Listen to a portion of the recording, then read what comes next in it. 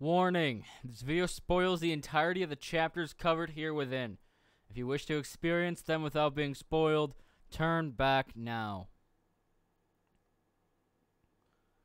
Okay, so, big week. We are doing another combination review because I done goofed up and didn't do a chainsaw review. But I had good reason for that. Today is, I believe, Monday. So even the One Piece review is late. I apologize. But there was a Chainsaw Man anime event, which the still is currently up on screen for. And I kind of wanted to just go over some of the basic stuff we learned there, but I wanted to do it in the same video as the new Chainsaw chapter, just because I think it's kind of serendipitous. I don't know, combining anime and manga into one video. But before we get into Chainsaw, we get into One Piece with chapter 1060, Luffy's Dream. And right off the bat, I'm going to say it. As someone who has not seen Film Red, I feel like this chapter is kind of lost on me. And I hate saying that because Film Red is supposed to be non-canon, but apparently this chapter makes reference to the movie several times and in a major fashion. So, I don't like saying it, but unless there is actually no extra impact that I get from watching Film Red with this chapter, and if that is the case and you need to watch Film Red to get the full oomph of the chapter, that's kind of, in my opinion at least, biased towards the Japanese audience. With obviously it is. It's going to be a manga released in Japan. It should kind of not pander, but it should put the Japanese audience first. That's just my quick, I guess, warning or comments on it. But this week, we got not only a color spread, which is a reference to Volume 8, I believe. Yes. The color page is not only the color page is a reference to Volume 8, but also One Piece was on the cover of Shonen Jump. And we got the confirmed color palette for Year 5th. We knew that it was white, but we have Oda's official colors. And it looks fairly basic because it is all white, but it looks so good being all white. So yeah, that's my opinion on that. The color spread is really cool. It's, I like it because of the fact that, very obviously, it is a reference to Volume 8. The TCB scan translation even says that. I'm not too sure about Viz. But the fact that it is a reference to Volume 8, which was, what, Alabasta? Maybe? I'm not too sure. But the fact that it was such an early chapter. No, it wasn't Alabasta. That would have been like Arlong Park, maybe Drum Island. But the fact that it is a reference to something so early in One Piece, and now we have all of the members filling out the picture, it just looks so satisfying. There is a case to be made that for all the people that really wanted Yamato to be at Straw Hat, that this is the first missed opportunity that if Yamato were to join the crew, Yamato is guaranteed a spot in video games, color spreads, movies, all that good stuff. And I do kind of agree with that. It's sad seeing the Straw Hats officially out of Wano without Yamato, but it's whatever. I said it a few weeks ago. I think it was probably a smart play to avoid putting Yamato in the crew, simply so all the crewmates were established pre-time skip. I think that's the best case scenario. We have more characterization for each member. Even Jinbei, the newest member, we still know a decent amount about. So, moving into the chapter itself, it starts off cold open with Luffy finding out about what Sabo is being accused of, killing Cobra, and I know I said a while ago that, or like a few weeks ago, I was going to stop the walkthrough thing, and I am. But I think this is a very important scene because of the fact we know that Robin was pretty much interning for the Revolutionaries during her 2 years, and I think it's been hinted at the fact that she had direct relationships with Sabo. Like, they talked a lot, they were kind of mentor-mentee. But the fact that she comes out in this chapter and says the Revolutionary Army is against the world nobles, not regular kings. the second after Luffy says Sabo would not do this, paints a picture that she probably doesn't have direct connections with Sabo, strictly because, one, he is the second in command of the Revolutionaries, who's probably always off doing something. And two, she doesn't make reference of, yeah, Sabo wouldn't do this. It's more of a fact, like, the Revolutionaries wouldn't do this. Take that as you will. I might be forgetting a key detail that, like, Robin actually does know Sabo pretty well. They talked. They were, like, besties over the 2-year time skip. I don't fucking know. But another big one is to say that Cobra is dead. Like, I've been holding out hope that Cobra maybe the Revolutionaries, like, faked his death and kidnapped, or not kidnapped, but took him and Vivi in. No. The fact that we have now seen, 3 references to it? The original Cobra is dead, the newspaper in this chapter saying Cobra is dead, and then Zoro straight up saying the man is dead. Unless Oda is really gunning for a fake-out death, this is really, really heavy-handed of doing that. We have so many confirmations that Cobra is just straight up dead. It'll be a shame if he isn't. But whatever. Unless if Oda can write it well, then I won't be too opposed to it. That's it. Caribou is on board the Thousand Sunny. We see the crew's reaction to Vivi and Cobra's fate.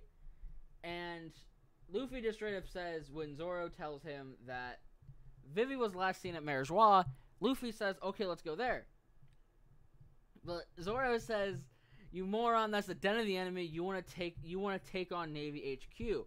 Which, like, Luffy's already fucking done that. And it was a drastically weaker Luffy, too, because it was pre-time skip. We see Sanji worried about Cobra or Vivi. We see Chopper upset about Cobra. We basically see the entire crew's reaction to this. On top of the fact that not only do we see people reacting to Vivi and Cobra, we see people who've never met them still reacting. So we have Jinbei saying that the reverie was quite tumultuous, meaning a lot of stuff happened, and it did. Frankie is on the the Sabo thing, saying this is the same dude we met at Dressrosa. He probably wouldn't do this. And Brooke, with the experience in the world, says, I've never known anyone to be discontent with the way Alabasta is ruled. Because nobody was ever upset with the way Alabasta was ruled until Crocodile was trying to take it over. We see that the crew is upset, as they have been this entire chapter. But Zoro remarks to Luffy that way back when in Alabasta, Luffy straight up told the crew, Ace has his own adventures, we don't need to worry about him. And Zoro makes the point of saying, you trusted him to make his own way up until that point where he really needed help.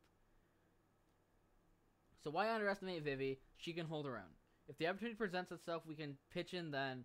But in the meantime, have faith and quit belly aching. And this gets a violent reaction from every member of the crew. Not every member, but at least Chopper, Sanji, Nami, and Luffy. The ones you'd kind of expect to come from that. But Zoro's right. Luffy has been completely fine to let people that he thinks are good enough to deal with their own issues, let them deal with it. So, this is a very vice captain moment from Zoro. And at least in my opinion, this is like on tier with the time he told Luffy that he had to fight Usopp because Usopp was disrespecting the crew. The entire Water 7 Enies Lobby thing with Usopp and Luffy was spearheaded because Zoro made a point to say, Luffy, you can't let him do this. So these are just, in my opinion, I like the points where Zoro kind of bosses Luffy around and tells him, this is how this is supposed to happen. We get the straight up fact that there are a lot of developments that they were in Wano from Robin, meaning the warlords were established, 3 warlords came together, Buggy became an emperor, and Luffy says just stop with the information because Robin says there's more information I can tell you, and he says no, and Robin laughs it off because that's a lot of information. And the last thing that Luffy has to say is Sabo's innocent. He had a real strict upbringing. He just wants to make sure no one else has their freedom taken the way he did. The three of us swore an oath. Me, him, and Ace. And I said I'd enter Dream here. So, this is the big point of the chapter, at least for the Luffy stuff. And it is the fact that this is the only other people that Luffy had told his dream were Shanks, Ace, and Sabo. And now the entire crew knows it. So let's take a look at their reactions, and we might be able to gauge what kind of thing this is. So we kind of have the same mixture as the Ace and Sabo thing with, if you watched episode, 10-15 of the anime, where Luffy and Roger say the same thing at the same time, you basically get that reaction from every member of the crew. Some of them are just straight up confused. Some of them say that Luffy might not be all right. Others are just straight up terrified at what he says. So there's not really a whole lot to break down from that point of view. But if you look at it through the fact that the only people who are dead shocked that Luffy is saying this is Zoro, Jinbei, Nami, Usopp you can make a case for, Robin, and that's it. Chopper's more curious, but all of those people are not against it, but more so taken in the same vibe of taken off guard. And I would fully expect it if it was Usopp, Nami, Chopper, and Brook. They're all they don't think it should, that they're confused by it because the quote-unquote weak trio plus Brook. But the fact that you throw Zoro in there is really weird. So that's enough of me breaking down the scene. I'm going to at least come up with a few guesses of what it could be. One of them is, of course, the Gray Line Review theory that Luffy wants to throw the biggest party. There's another one, and I'm personally on board with this one, that Luffy wants everyone to be a pirate. And because in his mind, being a pirate equals freedom. And the fact that he was talking about Sabo and Ace and him having strict upbringings, not wanting to be under someone's thumb ever again, directly into this, makes sense. So if you read the scene with that, the three of us swore an oath. Me, him, and Ace, and I said I'd make everyone a pirate. And we kind of have a panel, and we've known this for a while, that Luffy's dream is not to be Pirate King. That is part of it, but that's more of a stepping stone to it. Being Pirate King will let him do his final dream.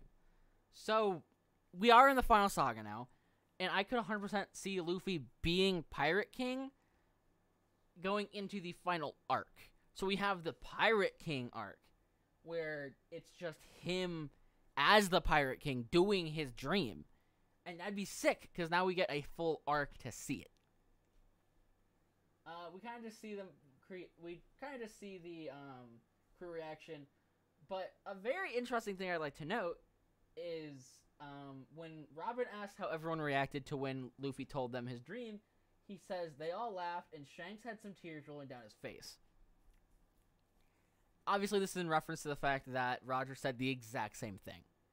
And I like the fact that we went a while, in my opinion, without even getting a reference to Shanks. And now we are getting Shanks in the flesh. We are getting references to Shanks more. And I love that. Luffy says, that's what I want at the end of my dream. Meaning that his final dream to make everyone a pirate. To make the sea one piece of sea so that no one's separated by barriers. All the theories you can come up with for his fucking dream. Next page is kind of more of just a reaction page. And we get to see that the final, since we have, even in this universe, we have the final stretch of goals. We have to get the last road poneglyph. That way Luffy can reach Laugh Tale, become King of the Pirates, and then achieve his final dream. Which Oda has straight up said, One Piece will end when they find the One Piece. Which I think is gonna kind of be weird, because the Pirate King gets the One Piece, but Luffy still has his own dream to attend to. So unless the One Piece is just this final thing, that'd be interesting. But Robin Destroyer says, it has been a long time since the last poneglyph was seen, and no one knows where to look. So this is entering a whole scavenger hunt for this last poneglyph. And a common complaint that I've seen put against post-time skip One Piece is that the road poneglyphs have kind of just been handed to the Straw Hats. They're, like, every single one was in an island that they went to. Wano, Fishman Island, both were islands that they went to. There was just a road poneglyph there. Easy claps, got it, whatever. So, since we're going into the last arc, and we have Elbaf to still attend to, and at the end of this chapter, we see that the crew is entering some kind of cold climate with some nasty weather. I kind of hope that we're going to Elbaf now. And it'd be a very interesting subversion, at least in my opinion, if Elbaf is not where the last poneglyph is. The last poneglyph is somewhere else. Because, again, Elbaf is the final big goal we have had for basically the entire run of One Piece, other than Laugh Tale itself, but even that was only hyped up since Wano. Like we know, the end of the Grand Line is our end goal, but Elbaf has been the named location that we need to get to. So I kind of just hope that the last poneglyph either isn't in Elbaf, or we are not going to Elbaf right now to enter a long arc. I hope, again, that we get more of a Zou-sized arc to set up the next arc, or the next few arcs. A saga setup arc, as I call it, I guess. That's what I want this next arc to be. It doesn't necessarily have to be Elbaf, because we have a lot of stuff to do in Elbaf. So, if you try to shove all that, if you try to make Elbaf, which is supposed to be the kind of the place for Usopp's character, and if you try to shove that all into one like Zou-sized arc, that's not gonna feel good, you know? But whatever. Moving on. We have Navy HQ, the New World, and the Navy has intercepted a transmission from Sabo. And the communication has been tracked to Lulusia Kingdom. And we get told that it is one of the 8 nations that rebelled a few days ago. It would be an ideal place for Sabo to seek refuge. And Sabo's call with Dragon goes as follows. I'm just gonna read Sabo's call. Dragon-san, I wasn't the one who killed King Cobra. Listen, while I was in Marijois, I saw something unbelievable. Where's the next one? It happened in the throne room of Pangaea Castle. I thought that there was no king of the world, but the empty throne wasn't empty. I saw... Right there. That's the end of Sabo's call. While this is happening, there's no other way to say it. We see how Lucia Kingdom has changed since the last time we saw it with the rebellion, and I should make this point before I hit on the big strong point. The girl with the milk in the Ace cover story, where he was giving milk for a favor, whatever. That girl was later shown to be a resident of Lucia Kingdom, meaning she's probably fucking dead. Because what happens is, I swear to fucking God, Ian nukes the shit out of this kingdom. Entire island gone, like a buster call. But at least the buster call doesn't destroy the actual island. It just kills everyone. Nope. Entire island gone. In 16 beams. I think. 1, 2, 3, 4, 5, 6, 7, 8, 9, 10, 11, 12, 13, 14, 15, 16. 16 beams. I'm pretty sure Nell had an attack with 16 beams. Take that as you will. I'm not gonna fucking say anything. I don't come up with big theories like that. And that single blast caused sea quakes off the southwest shore. Tsunami started spurring up, even though that attack wasn't precedented by anything. There was no weather phenomenon to say it was going to happen. It just happened. Then we come back to the Straw Hats. Very Straw Hat-centered chapter. I really like that. We see that they're close to making landfall. And a point that I will make, which I don't think really needs to be made, is Chopper's wearing one of the hats that Tama made. And Ace trained Tom on how to make the hat. So Chopper's wearing a hat made by Ace, pretty much. I like that. And Luffy points out a giant warm eddy, which just kind of looks like a tornado, at least in my opinion. And Luffy sees that someone's trapped in the water, and Zoro slashes open the warm weather front, and out pops Jewelry Bonnie. Okay, so this is a big thing. We know that her bounty is 320 million, and she's using her age fruit because she's young now. So, what does this mean? One, we do not know where Lucia Kingdom was. Like, we don't know roughly in the Grand Line where it was. It could have been after Wano in the layout-wise. You can make a case that the island got blown up, Jewelry Bonnie was on it. She gets thrown into the water when the island blows up, survives, and that's that. Or, given the fact that every single member of the worst generation, or at least the supernovas, has played a major role in an arc other than Mad Monkey Rouge and Bonnie. Bonnie is here now, and Rouge was most likely referenced to in the chapter where, Killer said the man marked by flame? We are setting up the final arc, and it is an amazing thing that the characters that were completely improvised by Oda are coming in to be such a major and integral part of One Piece. The simple fact that something that small, like that improvised, can turn into a series-defining thing is amazing. So what does this mean for the plot? Rouge more than likely has to show up. He was referenced. As long as that reference was indeed to him, he has to show up because Chekhov's gun, that whole thing. Bonnie's here now, so the Straw Hats really just like traveling with other members of the supernovas. You had Law first, now you have Bonnie. That's kind of weird. Not weird, but more so like a cool little fact. Or something that I noticed, at least. That's really all I can say. Is Rouge has to show up. Bonnie's already here. I don't know what's going to happen. Bonnie's probably going to have some exposition for us because we don't know where she's been. Alternatively, we could find out that she might give us exposition for Blackbeard. Because you have to remember, last time we saw her, at least in my memory, was during the chapter's building up time skip with her and Blackbeard. So she might have some kind of inner knowledge or extra knowledge that we don't know yet. And that's kind of it for the chapter. There's a lot of big things to hit on with the Sabo thing, with him possibly being dead. Not just possibly, he got straight nuked. And I don't think there is a chance in hell he survived. Unless he was using a scrambler. Even though the noble said he wasn't using a white snail to garble the communication.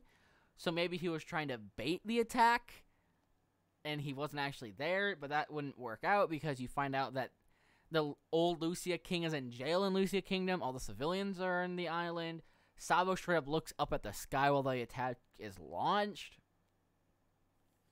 So I don't think that, at least not for neat little, for the writing to make sense, you can't just have Sabo survive. Sabo has already survived one attack that should have killed him, and that is way back in his flashback. Which, again, I don't care that much about Sabo's character. If this arc is supposed to be building up Sabo, and we could be getting more of him, or at least more about him, he could be dead again.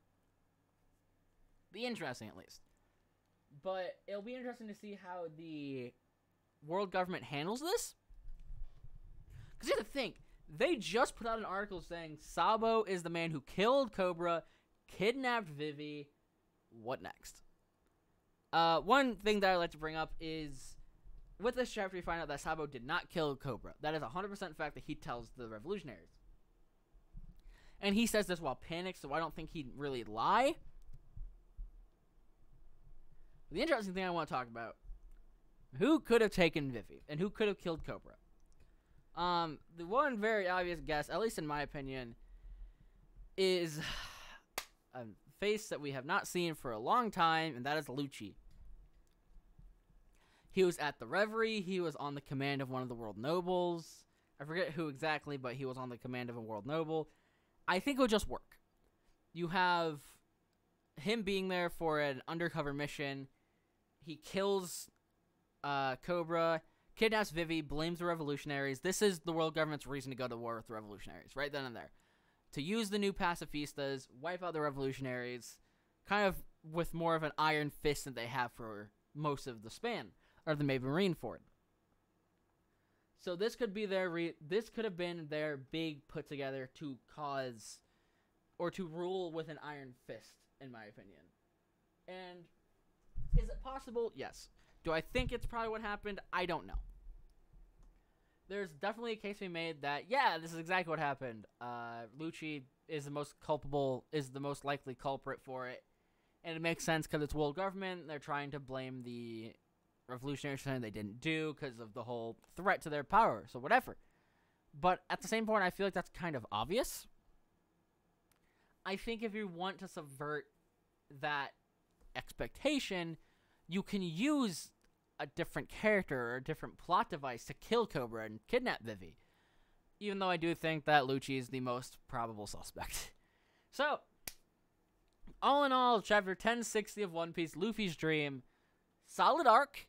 Or not solid arc. Solid chapter. Lots of heavy things. With Bonnie coming back, Sabo being killed more than likely. Which, it might seem like I'm just kind of glossing over that fact, but like, I've never been a huge fan of him. I've enjoyed him being there, but I've never, like, been an insane Sabo fan. I think the biggest thing to come out of this, one is the fact that revolutionaries could potentially be, like, being destroyed now. And two is the fact that if Sabo is dead, Luffy has now lost both of his brothers at the hands of the world government. Not just, like, them dying to another pirate, but specifically to the world government. And even more specifically, to the whims of the world nobles, specifically the elders. Because they wanted Ace killed to prove that Roger's bloodline was done and over with, and Sabo was a member of the Revolutionary Army, so he posed a threat to them too. Luffy now has the same group of people to blame for both of his brothers' deaths. Yes, I do think Akainu is going to be a big plot point and a big antagonist in this final section, because we've been shown hints of him. Unless we're just going to leave Akainu alone, and he's just going to come down with the rest of the world government, which I think would be kind of underwhelming. In my opinion, if Luffy runs the gauntlet of all of his world government enemies, so Lucci, Akainu, he won't fight Akiji because they're on kind of the same term. We also have to find out more about Sword. God, there's so much for this last fucking saga. But, solid chapter. I like all the important bits that we've been getting. And I like the tease of Eam's power. The fact that he's able to blast a kingdom away with one attack, kind of cool. So, yeah. That's my thoughts on this chapter. And now we're going to be getting into Chainsaw Man, chapter 104. Chapter name is Spoiler. And this one, I'm probably just not going to do that big of a run-through like I did with One Piece, because I remember most of the plot points. Denji is letting people use him as a seat for money. He's still on his exposing himself as Chainsaw Man hype. And Yoshida shows up and asks him what he's doing. He tells him straight up, I'm letting people use me as a chair for 10 yen. Yoshida gives him his student ID, puts together that Denji left that at the scene of the Cockroach Devil on purpose to get found out. So it really just feels like nobody wants Denji to be Chainsaw Man. Yoshida tells him, if you stop being Chainsaw Man, we can protect you. We can make sure that nothing happens to you. Even, like, the news reporters cut him off before he could give people Chainsaw Man's number. So, yeah. Oh, yeah, this is chapter 7 of part 2, by the way. So this is the 7th review for a chapter I've done for Chainsaw, which is fucking insane. Yoshida gives him back his student ID. Mind you, Denji's wearing a shirt that says Chainsaw Man, or I'm Chainsaw Man. And before we continue, there is the opening of the chapter, where War Devil and Yuko. War Devil is pissed that they were saved by Chainsaw Man, and Yuko's kind of like meh about it. She straight up has the line, I used to hate Chainsaw Man, but now that he saved me, for the longest time I didn't care if I died, but now I'm glad I didn't. Thanks, Chainsaw Man. So now we have kind of a split opinion, because War Devil wants to kill Chainsaw Man still, and we find out why. A while ago, Chainsaw Man fought War Devil, but Chainsaw Man gets back up no matter how many times you kill him, so War Devil lost. Next thing I knew, he'd eaten my body, weakening me. He's the reason there hasn't been a single war since the World War. War became a thing of movies and video games, and as the world forgot war's terrors, I grew even weaker. At this rate, everyone will forget me, and Chainsaw Man's to blame. And Yuko asks, are you afraid of being forgotten? And War Devil fucking passes out. Meaning, War Devil isn't there to hear Yuko's thoughts, to say, thanks for saving me, Chainsaw Man. I don't really want to, I don't want to die anymore. So, if that's what that was for, and, that's why War Devil passed out, it's nice.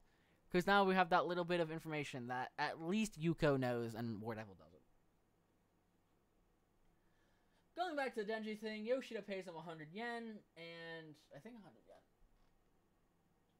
It looks like it's 100,000, actually. But he tells Denji he can probably get away with charging 100 yen for it. Yoshida asks what Denji wants, and Denji says a girlfriend, and his type is a girl who's desperate for a boyfriend. And then they're on the rooftop with Yuko. And they have a conversation about Chainsaw Man, where Yoshida says, or tells Yuko to just tell Denji what your thoughts are on Chainsaw Man. Why do you hate him? Denji can take it. And she brings up a lot of valid points that I'm sure a lot of people in the universe have. He's always covered in blood. He sprouts a chainsaw out of his head, making him look stupid. He only saves women, which is horny and gross. Apparently he's been seen eating cats and dogs. Doesn't he eat people? And even if he did eat people, he's only done it one time. And they get into a little tussle or a little argument. And she asks, how would you know? Chainsaw Man superfans will defend him over anything. I hate that too. Which might be reinforcing the hatred for Chainsaw Man that we just saw kind of weakened in her. And Denji gets more and more upset. And Yoshida warns him, and he says, Denji, don't do it. Denji, Denji. And Denji just says, I know, 'cause I'm Chainsaw Man. Which, classic blunder in chess terms for Denji. You don't just come out and say that with no proof. That's like in fucking Amazing Spider-Man, where Peter just comes out to Gwen on the rooftop, and she's just like, ugh, you'll never tell me what's wrong, and then he fucking webs, shoots her with webs. Not in Amazing Spider-Man 2, that's when she dies. Spoilers for an 8-year-old movie, I guess.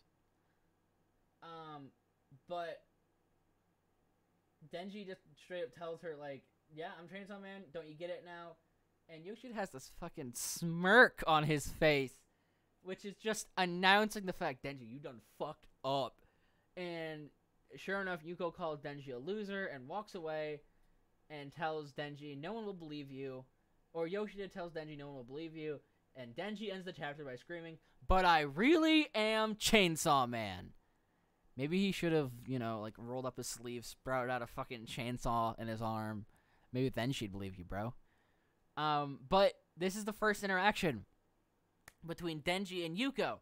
And we even get that confirmed when Yuko asks why they're up on the rooftop, meaning that she probably hasn't seen them, and even if she has seen them, she hasn't talked to them. So, this chapter is more of Fujimoto's one-shot pacing. Slow, steady character building. We still continue the argument of Yoshida and Denji. Denji wanted to out himself, Yoshida not letting him, which I think is going to be a major plot point. I think that's going to be a big thing from here on out, and it'll be interesting. We also, like I said, have the first interaction between Yuko and Denji. Again, being very interesting. We knew that was going to happen eventually, didn't have any idea when, and now that it's happened, it is something else. But we do have this thing of Denji is being hooked up with Yuko by Yoshida. So if this plays out, we might see their relationship develop more, and maybe the I'm Chainsaw Man thing becomes more of a small point, not important. Yuko chalks it up to a joke, whatever, and then eventually it's revealed, which would be amazing. But I will bring up the fact, why would Yuko dismiss the fact that Denji is Chainsaw Man when we know from Yoru that the Chainsaw Man is at her school? Like, sure, this is the biggest school in Tokyo, I believe it was said. But you have someone just straight up copping to being Chainsaw Man? Why are you not going to fucking believe it? It feels like a major mistake to not believe him. Or at least take him semi-seriously. And I'm sure Yoru, if she is currently conscious, I guess, or there with Yuko, she might be chalking it up to the same thing, just, oh, it's him just being a fucking moron. But one of them has to realize the fact that this is a major fucking mistake to make. You don't just disregard someone who's confessing to being Chainsaw Man. You should take that at least a little seriously, you know? And I do think that this chapter is really good. It's solid. We get a lot of that character-on-character stuff that we have been getting for Chainsaw Man for a while. And yeah, I like it. I've been saying this, I think, every chapter review. I like the way Fujimoto is doing Chainsaw Man. I like the more slow, methodical, character-based pull that we're going off of. And that's all I really had to say about the chapter. It's good. And now we're getting in to the anime. The anime is airing October 12th. Expect at least episode reviews from me. I know that a few of my friends and I are supposed to watch it together, so maybe we'll get on a Discord call. Maybe I'll record that on OBS, make that into a video. I don't know. But we got a full-length trailer again. We got more voice actors confirmed. We know that the same guy who voices, I believe it's Zombie Man in One Punch Man, I believe, I could be wrong, Overhaul in My Hero Academia, and that whole thing. I'm gonna get names before I start forgetting. We got a lot of reveals. I know the voice actress for Foo Fighters from Part 6 is going to be voicing Kobini, or is it Himeno? I think it's Himeno. Or Hemino, however you want to pronounce it. I don't get too particular about pronouncing names. Whatever. I guess while I'm looking up the cast selection that came out, we will get into the animation and the music that was revealed. Big point. We are getting a different ending for every single episode of Chainsaw Man. And Chainsaw Man will run for 12 episodes. If Chainsaw Man adapts a rather, I think it's a fair pace of 4 to 6 chapters an episode, by the end of those 12 episodes, we will be getting to the War Devil fight, or at least the War Devil arc. So if Mappa wants to take a slower, maybe 3 to 4 chapter pace, we could easily reach up to War Devil arc. Not War Devil, Bomb Girl. Did I say War Devil earlier? Sorry. Bomb Girl arc. We could easily be ending at Bomb Girl arc there, and then have that be a whole thing. Apparently, we were supposed to get Riza's voice actress at this event. We did not get that.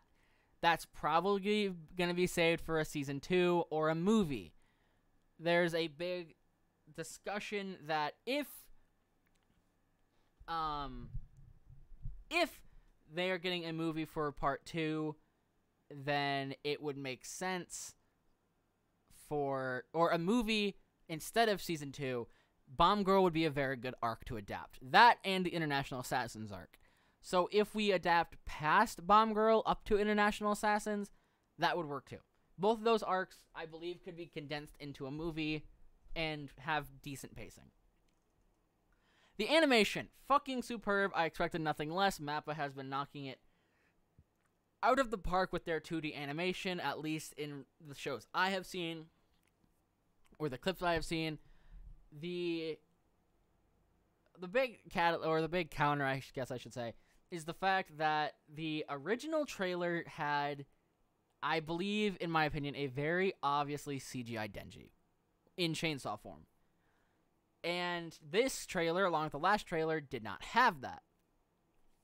It looks like Denji is fully 2D, which is fucking insane to think, because everyone chalked it up to, you'll be lucky if you get a CGI adaptation of it because of how detailed Denji is.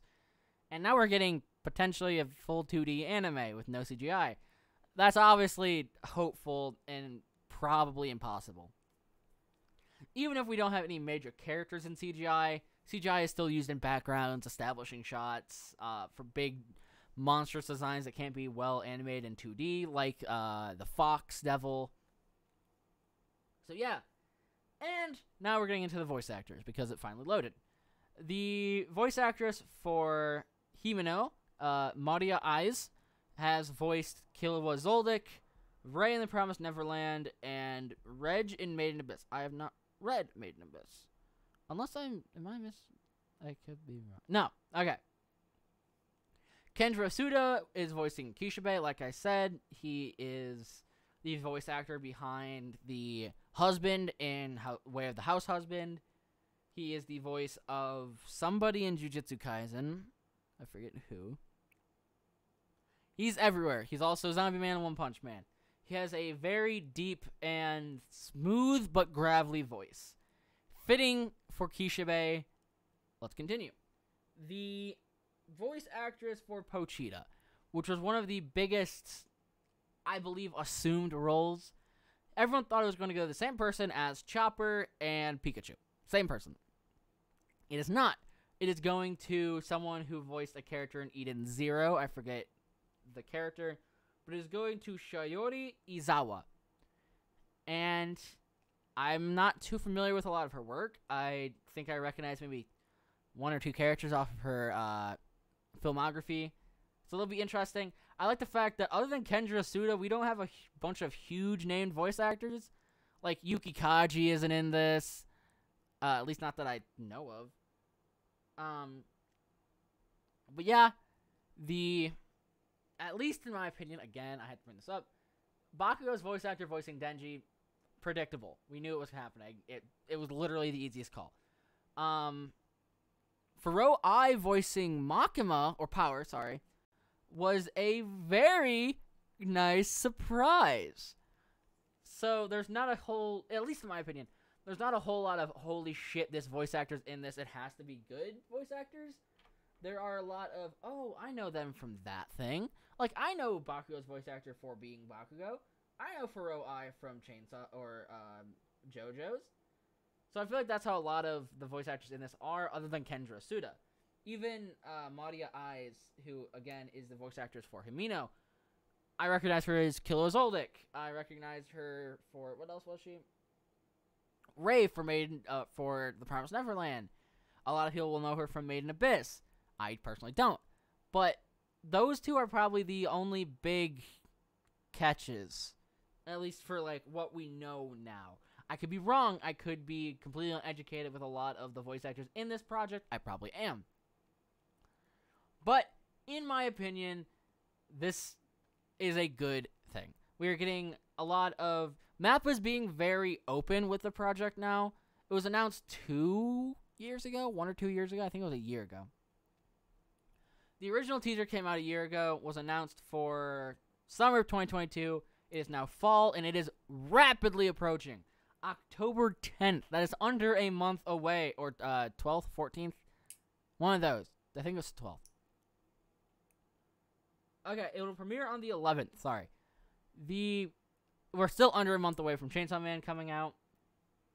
Episode 1 was premiered at the same event where all this information was released. I believe it was revealed in English dub, if I remember correctly. But it was released to 400 lucky fans who had won their tickets through the lottery. And yeah, it'll be interesting. That's what I keep saying about Chainsaw Man and the chapters this week, but that's really all I can say for all this stuff is everything happening all at once is very interesting. Expect the normal Chainsaw chapter reviews out of me. Maybe expect some more fully fledged edited videos when Chainsaw Man episodes come out. I'll have to find a way to skirt copyright. But yeah, it'll be interesting to see. Even if I don't do live reactions with my friends, I still might end up doing reviews in my own time and using keyframes from this show to get my point across. I might come up with a new border for the anime, because I don't do anime reviews. Which is something I would like to hit on, actually. And it's not just a thing for Chainsaw Man, but One Piece also gets brought into this. And I'll just leave Chainsaw Man up because I want to. It has the most to do with the Chainsaw Man anime. The things I have readied up. There's a user on Twitter. God, I know Twitter. Twitter drama is nothing that I am a fan of, but I cannot not talk about this. It is getting me to the point where it is so fucking stupid. The Twitter user Geo, at GeoAW, where if you look at their account, it is super fucking biased towards One Piece, which is fine. They're a One Piece Twitter user, whatever. But they made a post that I have to talk about, strictly because it pisses me off.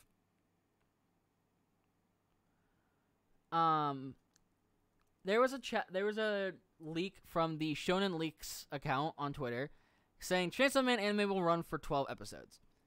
And Geo could not help themselves and quote retweeted, One Piece has 1,033. And the replies have been fucking hilarious to this post. There is a vast majority of people who do not fucking agree with this, because yes, One Piece has 1,033 episodes. That's just a fact. But the way it was said and the way Geo has their logic is One Piece is superior because it's longer running, which is not inherently true. Yes, I like One Piece. Yes, I like Chainsaw Man. Would I say that One Piece is a better shonen than Chainsaw Man? Yes. But that is strictly because One Piece has been around for so long, it is the definition of shonen at this point. And Chainsaw Man is fairly new, and it is, again, finding its footing as a new genre of shonen. It is more gory, it is more bloody, it is modern shonen. We see a lot of the current shonen series leaning that way, going more towards gore instead of punches. We go more towards ripping open and swords than we do punching and kicking. So yeah. But this isn't just me talking about Geo and talking about Twitter drama, but this is the main point I wanted to make for this section. And it's not going to be a super long-winded thing. I just want to say, I love both communities. I am more active in the One Piece community because it is much larger than Chainsaw Man. And the Chainsaw Man community is weird, I will say, with their woof woof mommy Makima jokes. But whatever, I can still appreciate that. I do not like the people in the One Piece community, especially the people like Geo, who One Piece superiority is all they believe in. I believe, yes, again, One Piece is a good series. Out of the two, as a manga, it is a better series. As an anime, though, One Piece is fucking rough. Half of the arcs are basically unwatchable because of the shit pacing and everything, and we don't even have Chainsaw Man anime yet. We shouldn't be comparing a long-running weekly series that has been coming out for how long weekly to a series which has had very clearly people pour their heart, soul, blood, and sweat, tears, and time into this. And I cannot wait to see how Chainsaw Man turns out. But this has been my PSA for One Piece anime fans and One Piece fans in general. I do not like how One Piece fans handle their series, at least some of them, not all of them. They are not all bad. But the minority of people who are like this, who One Piece superiority everywhere is all they say. They shit on other series strictly because they even look similar to One Piece. Hell, I'm even guilty of it myself in some regard. I jokingly say Fairy Tail is a One Piece copy. I have never watched or read Fairy Tail. Maybe I should, so I stop saying that. But I don't mean it. but people will legitimately say that a series is worse than One Piece without giving it the time of day. And yeah, that's it. That's all I want to say. All in all, good week for Chainsaw Man. Fine week for One Piece. The One Piece chapter was amazing. Lots of big revelations. Chainsaw Man chapter continuing to build up the Yuko Denji dynamic and Yoshida being there. It feels very one-shot pace. It feels very slow burn, bit by bit. We're getting there. Yeah. Again, I know this video was late, but I wanted to do this at a time where I could talk about the event in its full entirety. I didn't really talk about it in its full entirety, but I'll put it down to a nutshell. We got new voice actors. We found out that every episode will have a different ending. The series will be 12 episodes for its first season. The opening is done by a certain artist who I'm forgetting the name of, and the animation looks fucking stellar. There. Until next time, stay safe, have fun, read more manga, watch more anime, and see ya.